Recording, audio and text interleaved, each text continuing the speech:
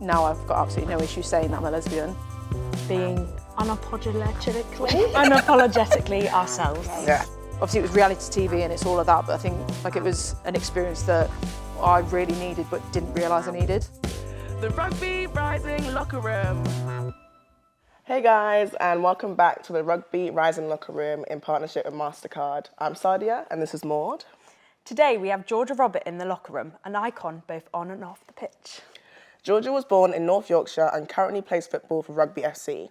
When she was a teenager, she got a highly competitive scholarship to play college football in the USA before coming back to the UK and playing pro. In 2023, she paused the football to go on the BBC show I Kissed a Girl, where she became known for her empathy, support and sense of humour. She's now back playing for Rugby FC. Today, we want to get into the idea of identity. So firstly, Georgia, what does identity mean to you? Straight in there. Yeah. God, you're not getting warmed up. No, Getting straight in. Dropped right in at the deep end. It's just who you are, isn't it? And it's different for everybody, I think. Like, it is who you are, but it changes, I think, over time. Like, I don't think even who I was a year ago is who I am now. It's so interesting because one of the things that we spoke about before was how identity isn't. Yeah. It's not just one thing. When you're younger and you say, oh, my identity is, I don't know, I'm really loud or I'm really feminine, but then when you're older it might change and it's always ever changing. Yeah, 100%. What 3 words would you use to describe yourself? Am I going first? You're going first. Thank Bit God. of time, Give me a Georgia. bit of time. I think I'd say sassy. Nice. Number one. If I don't say it, someone's going to say it for me. Relaxed, Yeah, chill, I would say that. very go with the flow. So going to go relaxed and caring for people that I want to care for. Sorry. Yeah, you've got to earn the care. You've got to earn the care. Fair enough. I like that. Yeah, so You can't sassy. spread yourself too thin. Exactly, Maud, exactly. But yeah, those are my 3. What about you? Oh, me? Yeah, you're next. Yep. My mind's gone blank though, so I don't know what's going to come out of my mouth. I feel like whenever anyone else describes me, they'd say bubbly. Probably quite blunt. I'm pretty blunt. Not But in a bad way, what's a though. nice way of saying blunt? Truthful? Truthful. Yeah, I also am really bad at telling lies. You can read it all over my face. So truthful, bubbly, clumsy. That's probably a good one. Yeah. How does that work in rugby? Ooh. Yeah. I'll show you my highlights reel. I'll show you my highlights reel. Brilliant. God, me. Yeah. Proud. So I feel like proud just to be me in however that sort of shows up. Confident. I feel like I've always said that, but now I feel like I get more confident as I grow older. And when I look back, I was like, was I confident or was I just faking it? And then funny. That's always Classic, one of my yeah. 3, and I can't let it go because I am. Fair enough, Cal. Stay humble. Stay humble. Back yourself. And that's a joke. Stunning. Have you ever hidden a part of your identity? I think that just makes me sort of instantly think about being in the closet. So I think I didn't come out until I was 21. So I think for me that felt late. But then when I speak with other people, and some people don't come out until really, really late, and I guess, but then what is late? Because everyone's on their own journey, I guess. So when I think back, it was just because I think didn't really have any real role models at that time. I think I grew up in a village, so there wasn't many. I think there was one lesbian in my village. And it was a huge thing? Yeah, because it was like some lad that was at my school, it was his mum who'd come out later in life. It was like, oh, Matthew's mum's a lesbian. It's just like, I'm like, I don't want to be Matthew's mum. I don't want to be Matthew's mum. Or it was like, if I think back to what a football lesbian back then was, it was, there was just like a very butch image, and I was like, oh, well, I'm not that. It was a big thing, Yeah. isn't it? So I think it was just, I couldn't really sort of liken myself to anything that was really available. And then I think it was the sort of stereotype that was there was like, if you play football or rugby or a sport, you're a lesbian. So then it was always like, I'm not a lesbian. And then it was later in life, I was like, oh, actually, I am. Like, I've always had really sort of welcoming environments around me and like really good friends who wouldn't have had an issue. But I think, yeah, it was just like a bit of an internal struggle coming to terms with it and actually sort of saying it out loud. I feel like as well, it would probably just be like trying to be a bit more girly to fit in. Yeah. Like, I think I used to dress like a little boy when I was younger and then tried to be a bit more feminine. But then now I'm like dressing how I want to dress. You? Probably the same, just the leaning into trying to be more feminine, or not even be more feminine. I think the more the older you get and the more confident you get, being like an athlete, you have an athlete's body, and I think I wanted to do everything I could to kind of hide that. So if that was by leaning into being more feminine, then that's what I do. So I think that would be the only thing, especially growing up in South London in school, where like the culture is to be like, as a girl, be pretty and be feminine and be standing around for the boys after school and like, you know, just be looking Flash pretty. the eyelashes. Yeah. Which didn't really work for me when my blazer was showing my biceps. So it was kind of a conflict of interest, really. So when I was outside of school, I'd do anything to try and seem like I was that feminine. And even saying feminine, obviously, you can present feminine however you want to be. It doesn't necessarily mean, but I thought it meant a certain way. So I felt like I had to present in a certain way. Yeah, I think when you're younger, like being feminine is makeup and hair extensions and skirts and stuff like that. But as you grow older, you realise it means so much more than that, and it's just sort of however you interpret it. Let's talk a little bit about your football career and how you got to where you are now. So in fact, I played rugby to begin with. Did you? Yeah, so you didn't have that. You didn't go that deep. You didn't get that deep on that one. I played rugby because my brother played rugby. So I think like having an older brother, I always just wanted to be him. Like would play football at break times and stuff like that. So then just started playing for the local boys team. Haven't stopped since then really. Like went to a Centre of Excellence, then Leeds United, then went out to America. And why didn't you just stick with rugby? That's the main question, actually. So I was playing rugby league. I don't know if that's like okay. Yeah, that's it. Red flag. And then I think just at the time, like there was more sort of structure and support for football than there was like girls rugby at that time. So I'm really sorry, but I picked football. It's okay, we'll forgive you. So obviously you've always been kind of part of a team. Do you ever find it hard to, you know, find your individuality as well as being part of a team? Maybe when I was younger, and I think through injuries as well, where you're obviously still part of the team, but like I've done both my ACLs, so like, and both of them were a 12-month sort of rehab. So obviously in the team still, but then you're by yourself quite a lot. So I think they've both obviously been horrible, but then during that time I've sort of been able to like focus on myself and like discover like bits about myself a little bit more and find things that I enjoy. So I think sort of through those things and just getting older, it's sort of been all right.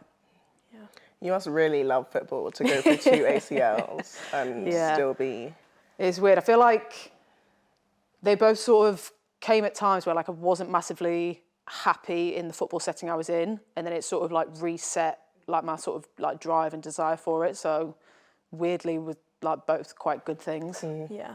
Weird thing to say, but there's silver linings in it somewhere. Silver lining, for sure. I think like, it was like a forced break that I think I needed. So then it was like when I came back to it, I was like, right, let's go. You're eager. Yeah. And like missed it. During that time when you were rehabbing and you were laid off, did you ever think about what your life would be without being a footballer or just being a sport person in general? I'm not sure, to be honest. I think when I went out to America, I kept thinking that I would sort of have a bit of a like light bulb moment. But I think I just kept telling people I want to play football. And then I think especially after my first one, as that was my first year, it just made me think I was going to take it way more seriously. And I was actually really going to commit to it. And then I think the second one was my final year.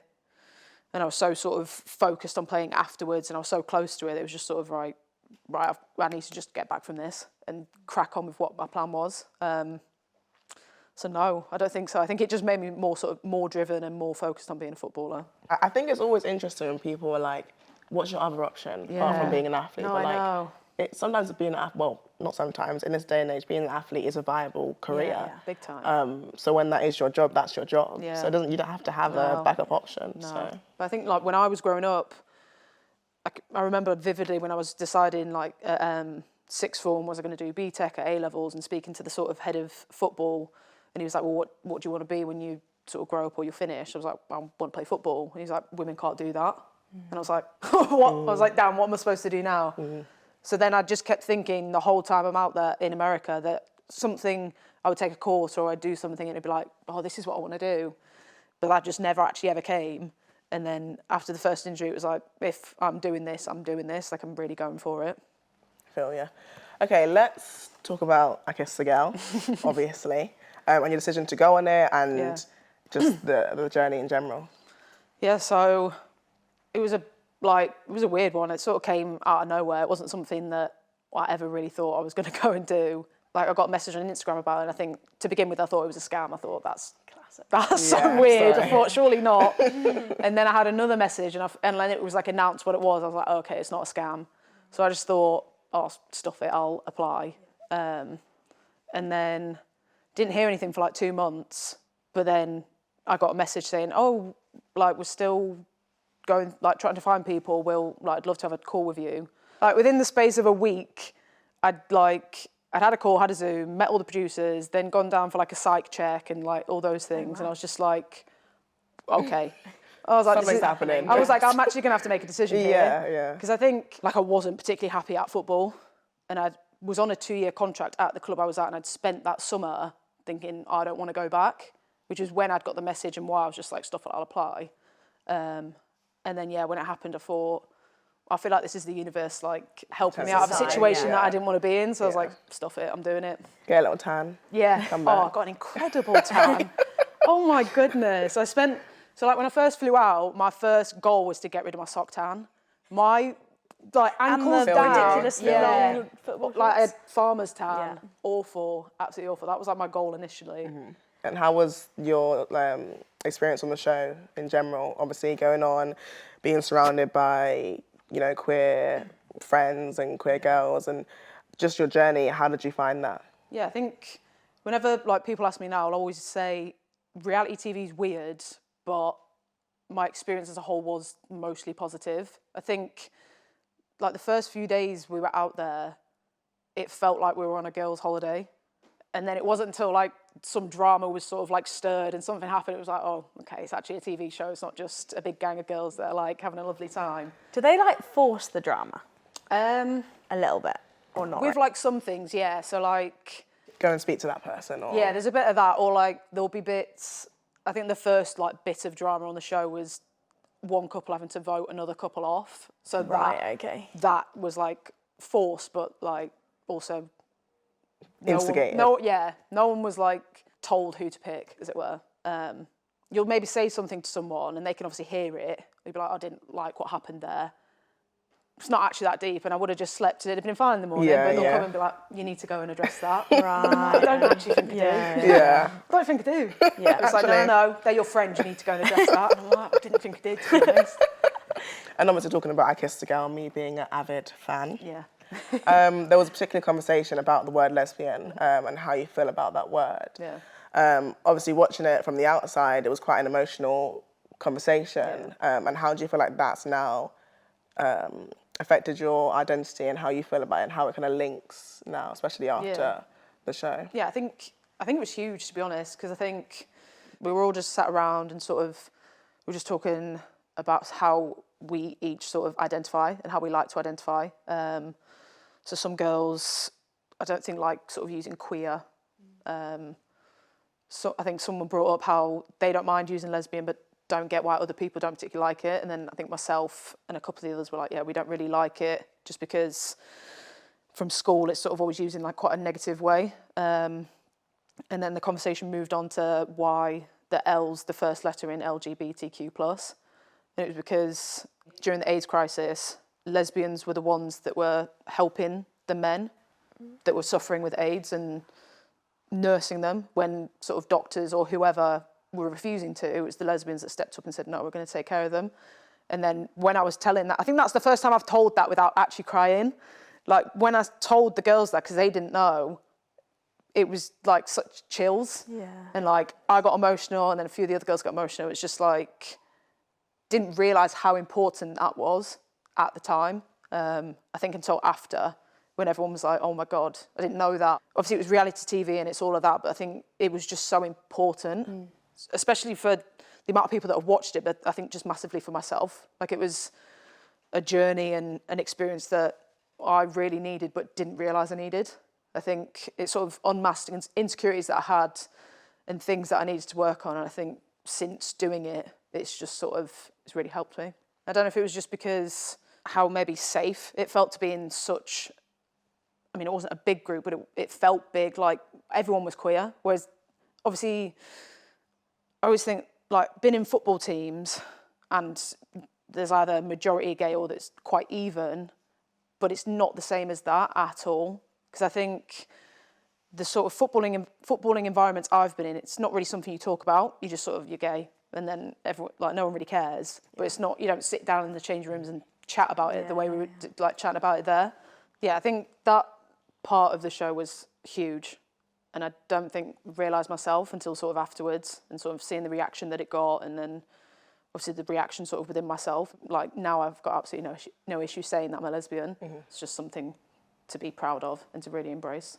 I think it's really interesting you talking about being in like the football environment, because it's very similar in rugby. It's very open. Yeah, it's not a thing. No. But like, I'm sure if a lot of the girls would sit and have that conversation you had, a lot of those feelings would have come up, because I think there's a lot of banter and stuff around, you know, these sports. Like, oh, you're gay, or you're a lesbian. Like, and you say it to your friends who are gay and lesbian, but like, you use it as a insult, but as a joke. It's like a bit of a backhanded like thing. Yeah, so I think, seeing that, and probably a lot of girls who are in like sports where it is open and it seems to be like a acceptance sport, but you might have reservations internally that you don't actually know. So it was really good to see. Opened up doors. Yeah, 100%. Conversation. How does it feel now to be sat here and having open conversations about your identity and your sexuality, compared to where you might have been, I don't know, 10 years ago?